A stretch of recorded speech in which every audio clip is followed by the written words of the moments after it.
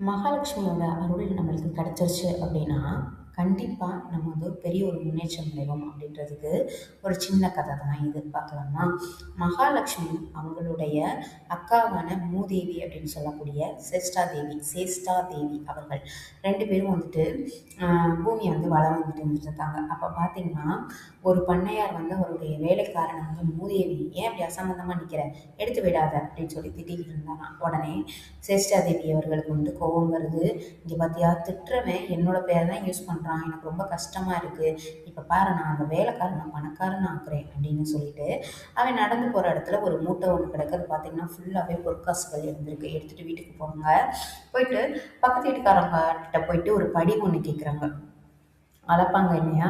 அத அளந்து நம்ம எவ்வளோ இருக்குன்னு பார்க்கலாம் அப்படின்னு சொல்லிட்டு, அப்ப கேட்கும்போது அவ்வளோ நல்லா ஒரு என்ன பண்ணிட்டான்னா, அடியில எதுக்கு கேட்குறாங்கன்னு தெரியல அப்படின்னு சொல்லிட்டு, அந்த அதுக்கு அடியில வந்துட்டு புளி இருக்குல்ல, புளிய வச்சு அமுக்கி குடுத்தோன்னே, இவங்க அளந்துட்டு திருப்பி கொடுக்கும்போது, அது உள்ள வந்து பொற்காசுகள் ஒட்டிக்கிட்டு இருக்கு.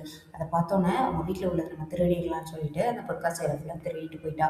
இவங்க என்ன பண்றதுன்னு தெரியாம திருப்பி இவரு வேலைக்கு போறாரு. அதே மாதிரி போகும்போது பார்த்தீங்கன்னா, மறுபடிக்கும் அவருக்கு ஒரு வைர மோதிரம் கிடைக்க செய்றாங்க சேஷ்டாதேவி. வைர மோதிரத்த எடுத்துட்டு குளிக்க போகும்போது இப்படி உதறும்போது அதுவும் தண்ணிக்குள்ள போயிடுச்சு.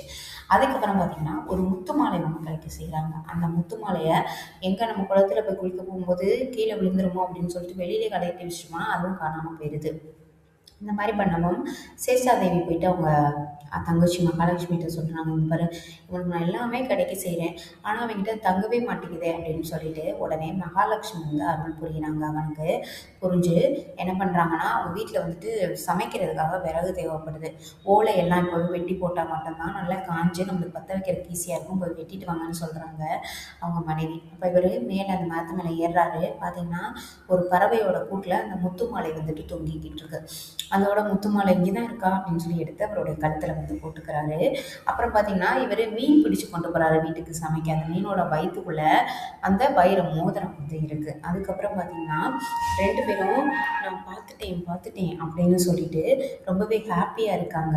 அதுக்கப்புறம் பார்த்தீங்கன்னா, இவங்க பார்த்துட்டேன்னு சொன்னவும், அந்த பக்கத்து வீட்டுக்காரங்க போச்சு, நம்ம திருடனதான் பார்த்துட்டாங்க போல, மன்னர்கிட்ட சொன்னா நம்மளுக்கு அவமானமா போயிரும் அப்படின்னு சொல்லிட்டு, அவங்களே கொண்டாந்து வீட்டுக்கு முன்னாடி பொற்காசுகள வச்சுட்டு போயிட்டாங்க. பார்த்தீங்களா? மகாலட்சுமியோட அருள் கிடைச்சிச்சுன்னா, அதுக்கு வார்த்தையே இல்ல. நம்மள கண்டிப்பா முன்னேற்றி கொண்டு போயிருவாங்க அப்படின்றது சிறந்த கதை.